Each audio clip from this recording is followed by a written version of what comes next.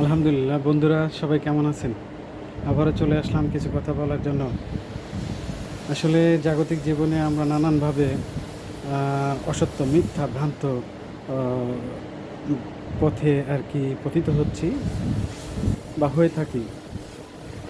কিভাবে এটা আমাদের পারিপার্শ্বিক অবস্থা বিবেচনায় বা যাদের সাথে চলি, ফিরি, মিশি, যাদের কাছ থেকে আমরা সত্য জানার চেষ্টা করি, ওই জায়গা থেকে আসলে সঠিক তথ্যটা আমরা পাই না।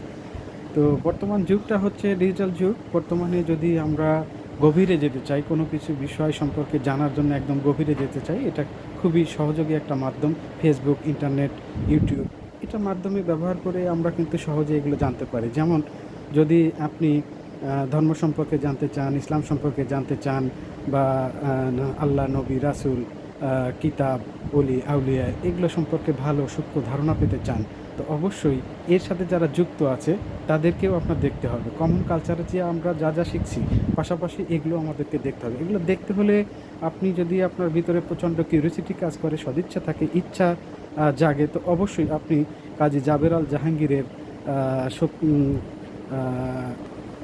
সুফি আত্মপ্রকাশ চ্যানেলে ঘুরে আসতে পারেন। পাশাপাশি আপনি সত্য সার্বজনীন মামুন সাহেবের পেজ থেকে ঘুরে আসতে পারেন এবং অনেক ভালো কিছু জানবেন। ধন্যবাদ সবাইকে।